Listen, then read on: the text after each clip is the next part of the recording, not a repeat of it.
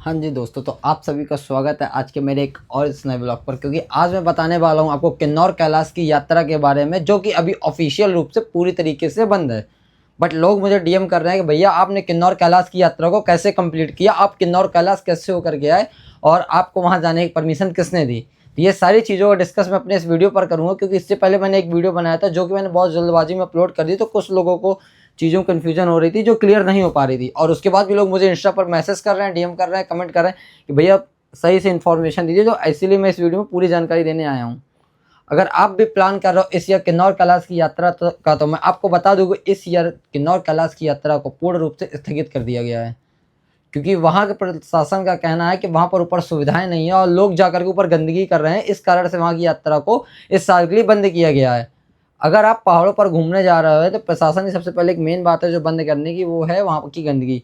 तो सबसे ज़्यादा आपको ध्यान देना है कि ऊपर पहाड़ों में जाकर के आपको गंदगी नहीं फैलानी है, क्योंकि 19,850 फीट में कचरा लेने वहाँ पर कोई घोड़ा खच्चर या पिट्ठू पालकी वगैरह नहीं आएगी। कचरा लेने वहाँ के लोकल लोगों को ही जाना होता है, जिसके लिए सबसे ज़्यादा परेशानी होती है। तो सबसे पहले आपको एक बात कहिए याद रखना, अगर आप भी किन्नौर कैलाश की यात्रा पर जाते हैं या किसी भी ऐसे पहाड़ी क्षेत्रों पर जाते हैं तो वहाँ पर कचरा बिल्कुल भी नहीं फैलाएं। अब बात आती है किन्नौर कैलाश की यात्रा पर कैसे जाना है। अगर यात्रा बंद है तो आप लोग जा कैसे रहे हैं, तो मैं बता दूं कि जैसा कि लगभग 10 से 15 जून के समथिंग अनाउंस हुआ था कि किन्नौर कैलाश की यात्रा को खोला जा रहा है 1 जुलाई से। लेकिन इस यात्रा को 28 जून या 29 जून की शाम को बता दिया जाता है कि यात्रा पूर्ण रूप से स्थगित कर दी गई है। लेकिन जो टूरिस्ट होता है वो बहुत दूर दूर से ट्रैवल करके आता है कि उसका सपना होता है किन्नौर कैलाश की यात्रा, मतलब पंच कैलाश के कैलाश करना। तो लोग बहुत दूर से आते हैं, तो टूरिस्ट जब वहाँ पहुँच जाते हैं तो उन तक जानकारी नहीं होती है। तो लोग क्या होता है, जैसे ऑफिशियल भी खुल रही होती है तो पहले से ही ट्रैक पर निकल जाते हैं। तो अब जो लोग निकल रहे हैं ट्रैक पर तो वो अपनी यात्रा को कंप्लीट करके आ रहे हैं। अब जैसे हमको तो पता था, लेकिन हमको पता था अनऑफिशियल यात्रा पर थोड़ा बहुत चला, तो मैं भी अनऑफिशियल को ही चला गया। शायद मेरे को लग रहा था कि अनऑफिशियल यात्रा हो जाए, और महादेव की कृपा से हमें बुलावा आया, हम अनऑफिशियल यात्रा करके भी आए। तो सबसे बड़ी बात यह, अगर आप भी किन्नौर कैलाश आए तो मैं बता दूं यात्रा ऑफिशियल रूप से पूरी तरीके से बंद है, सिर्फ और सिर्फ अनऑफिशियल रूप से यात्रा खुली हुई है। लेकिन अगर आपको यात्रा करना है तो वहाँ पर बहुत सारी दिक्कतों का आपका सामना करना पड़ेगा। जैसे अगर बाई चांस कल को कुछ होता है तो उसकी जिम्मेदारी वहाँ के प्रशासन या लोकल लोगों की बिल्कुल भी नहीं होगी, क्योंकि सरकार की तरफ से ऑफिशियल रूप से यात्रा पूरी तरीके से बंद है। अगर कल को, जैसे आपने देखा होगा लास्ट टाइम ट्रेजेडी हुई थी कि झरना ओवरफ्लो हुआ था, वाटरफॉल था जो वहाँ का, वो ओवरफ्लो हो गया था क्योंकि ऊपर बादल फटा था।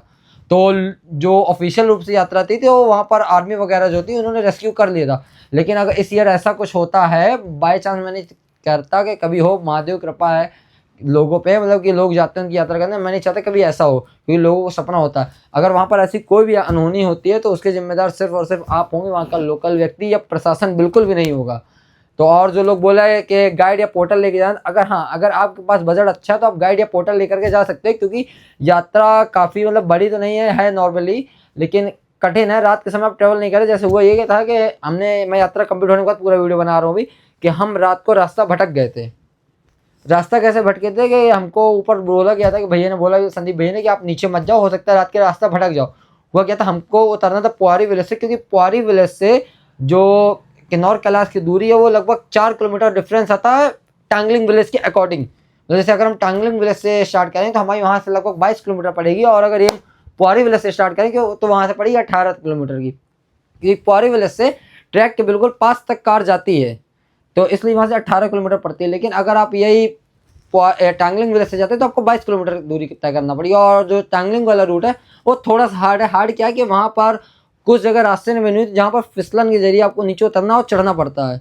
तो अगर आप भी अपने ट्रैक को स्टार्ट करना है, अगर किन्नौर कैलाश की यात्रा करना है, सबसे पहले आपको अपने रिस्क पर यात्रा करनी होगी। ऑफिशियल रूप से पूरी तरीके से बंद है और सारी जिम्मेदारी आपकी होगी, और आप करिए यात्रा को स्टार्ट पुआरी विलेज से। अगर आप पुआरी विलेज से यात्रा को स्टार्ट कर रहे हो तो मैं कमेंट में एक नंबर पिन करूँगा जो आपको होम स्टे वगैरह सारी व्यवस्थाएं कर देंगे। तो उसके लिए सबसे पहले आपको आना होगा रिकांगपिओ, तो वहाँ से आपकी यात्रा स्टार्ट होगी। और सबसे बड़ी बात कि गाइड और पोर्टल तब आपको लेना जरूरी है जब आपको जैसे नाइट में ट्रैवल करना, मतलब नाइट में ट्रैक करना, तब आपको गाइड पोर्टल की जरूरत होगी, वरना आपको पोर्टल की जरूरत नहीं। और लोग मुझे मैसेज कर रहे हैं कि भैया वहाँ पर जो रजिस्ट्रेशन वगैरह होते हैं, मेडिकल वगैरह होता है, तो ये सारी सुविधाएं बिल्कुल भी, मतलब अभी क्या सुविधा की चेकिंग नहीं हो रही, क्योंकि ऑफिशियल रूप से यात्रा बंद है, तो अनऑफिशियल में आप अपने रिस्क पर जा रहे हैं। तो ये सारी यात्रा बंद है। अब लोग बोल रहे हैं स्टे वगैरह कैसा क्या सीन है, कैसा क्या नहीं। तो ऊपर गणेश पार्क का ये एक छोटी सी क्लिप है जो मैं दिखा रहा हूँ, वहाँ पर गणेश पार्क में पूरी व्यवस्था करके रखी गई है कि आप यहाँ पर आकर बढ़िया रुक सकते हैं। टेंट वगैरह कैंप वगैरह काफ़ी ज़्यादा लग रहे थे। जब शुरू में हम गए थे तब तो लगभग 40-50 टेंट थे, लेकिन जब हम वापसी ऊपर से उतर करके आ रहे थे तो हमने देखा बहुत सारे नए टेंट लग भी रहे थे, लेकिन ऊपर मेडिकल सुविधा नहीं है। अगर आप जा रहे हो तो ट्रैक पे अपने साथ ही जरूरी दवाएं लेकर के जाना जो आपको मतलब सांस फूलने जैसे बीमारियों से बचा सके। बाकी मैं बता दूं, यात्रा अगर आपको स्टार्ट करना हो तो पौरी विलेज से स्टार्ट करिए, क्योंकि पौरी विलेज से 4 से 5 किलोमीटर कम पड़ेगा और टांगलिंग से 4-5 किलोमीटर ज़्यादा पड़ेगा। बाकी और सुविधाओं ऊपर बिल्कुल भी नहीं है। आपको सिर्फ से पैदल ट्रैक स्टार्ट करना होगा। 19,850 फीट की ऊंचाई पर है। तो आपके पैर अगर बिल्कुल मजबूत है तो ही आप आइएगा, क्योंकि मेरा अभी तक एक्सपीरियंस ये कहता है कि मैंने सबसे कठिन यात्रा की है जो वो है किन्नौर कैलाश की। अब किन्नौर कैलाश की यात्रा ऐसे कठिन हो रही है, जो पार्वती कुंड के बाद चढ़ाई आती है वो 70 to 80 डिग्री की बिल्कुल खड़ी चढ़ाई होती है, क्योंकि 90 डिग्री ऐसा होता है, लगभग 70 to 80 ऐसे चढ़ाई है जो कि बहुत ज़्यादा हार्ड है। वो मुझे श्रीखंड से ज़्यादा कठिन लगी। अब मेरा ये था कि मैंने श्रीखंड महादेव के दर्शन किए थे, तो मैं सोच रहा था कि अगर मैंने उनको पास से दर्शन किए तो मैं इसके भी दर्शन करूँ। मेरे ऊपर 2 बार तबीयत खराब होती है, मुझे 2 बार वॉमिटिंग मतलब उल्टी होती है। उसके बाद मैं ऊपर दर्शन करके आता, क्योंकि एक बार तो मुझे सामने मेरे शिवलिंग और उसके थोड़ा सा आगे तरफ मुझे वॉमिटिंग हो जाती है, एक बार थोड़ा बीच ट्रैक पर होती है, ऊपर ही तरफ ही जब चढ़ रहा होता है पार्वती कुंड के तब होती है। लेकिन मेरा सपना था महादेव के दर्शन करते मेरी पूरी तबीयत ठीक हो जाती है और मैं करता हूँ अपनी किन्नौर कैलाश की यात्रा को कंप्लीट। अगर आप भी आ रहे हो तो अपने इस दोस्त के पास इस मेरे वीडियो को जरूर शेयर करना जो कि करना चाह रहे किन्नौर कैलाश की यात्रा, और उसको कहाँ से पास पड़ेगा, ऊपर क्या क्या सुविधाएं हैं, क्या क्या सुविधाएं नहीं, ये सारी उसको पता चल सके। और बाकी इसकी और जो इन्फॉर्मेशन है वो मैं अपने सेकंड वीडियो पर डालूंगा कि कहाँ से जाएँ, कैसे जाएँ, कितना क्या खर्च आएगा। ये सारी जानकारी भी मैं आपको अपने एक और वीडियो पर अपलोड करूँगा, जिसमें मैं आपको बिल्कुल परफेक्ट जानकारी दे दूँ कितना खर्च आ रहा है, कितना क्या आ रहा है। तो अगर मेरा वीडियो पसंद आया हो तो वीडियो पर एक लाइक और कमेंट कर देना, मेरे पेज को सब्सक्राइब कर लेना, क्योंकि मैं बताऊंगा कि आगे किन्नौर कैलाश आप सबसे कम बजट में कितने में कर पाएंगे। इसी बात पर बोलिए कमेंट में। हर हर महादेव।